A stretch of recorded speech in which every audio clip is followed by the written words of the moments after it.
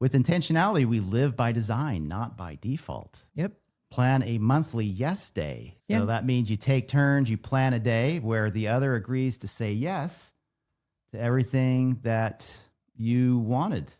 Within reason. This is inspired by that movie Yes Day, I think with Gina Davis. Where those parents were constantly saying no to everything that their kids wanted because she wanted to keep them safe and protected and secure. Bubble wrapped. Even though before they had kids, she and her husband were both highly adventurous.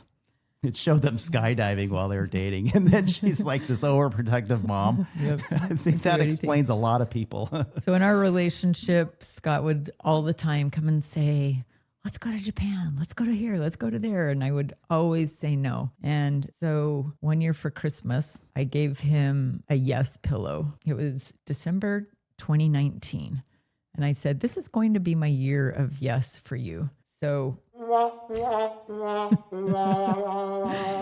everything he wanted to do came to a screeching halt March 17th, 2020, when the country closed down with COVID.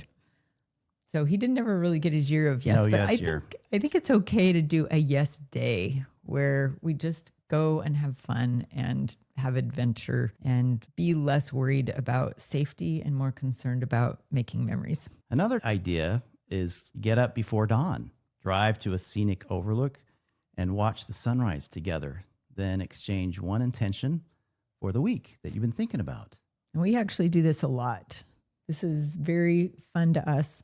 We love sunrises, sunsets. Yeah. What's another one, Heidi? Okay. This one is taking the idea of a bucket list, which I did give you some bucket list gifts for this last Christmas, but this takes the bucket list idea, but we're reversing it. And instead of dreaming ahead, list the amazing things that you've already done together as a couple. The reverse bucket list. Yeah. Research shows that just being able to look back on your past with fondness, with laughter. Bonding. Yeah. Yeah. Bonding really helps us solidify our marriage. So you might choose to do this with a fun dessert or going somewhere fun. You could even do it in the car. But looking back and remembering the fun things you've done is a big part of intentionality that's sometimes overlooked. What's our fun dessert, honey? Roasted almonds. Yep. I don't need sugar or flour. That's our fun dessert. Sorry. Some people might not think that's too fun, but you eat popsicles and I eat roasted almonds. All right, let's move on to insight. Where you start really digging down, deep conversations and emotional growth. And this is where we also are aware of our own actions, thoughts, and behaviors on our spouse. And just being self-aware, it's being emotionally intelligent, but we can do that within our dating too. So here's some ideas. So a question jar. Each of you writes 10 deep questions. Like, when do you feel closest to me? What's one small regret? If you're having a hard time thinking of some of these questions, check out John Gottman's Card Decks app. It's loaded with great questions for getting to know each other's inner world. So you take turns answering during dinner. What's another date night idea for insight? So we do talk a lot about personality tests for both insight and identity.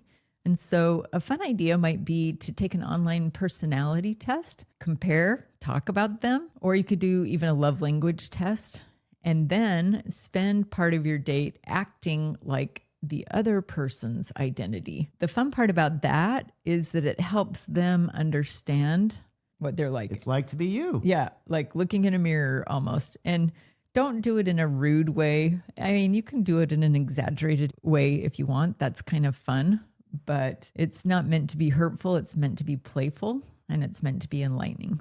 I like that. How about the curious detective? Okay. Do we get out our trench coats and our maybe spy glasses? Pretend that you're each detective trying to understand what makes my partner tick. Yeah, that's an important part of insight. Yeah. What made you feel most alive this month? That's a good question. Yeah, like what situation do you wish I could understand better? And then write down some notes and discuss.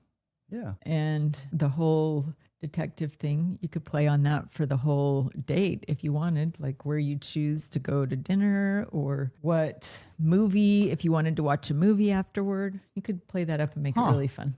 I've never worn a trench coat and spyglasses inside her bedroom, but I could see how that could end up there. Just an idea.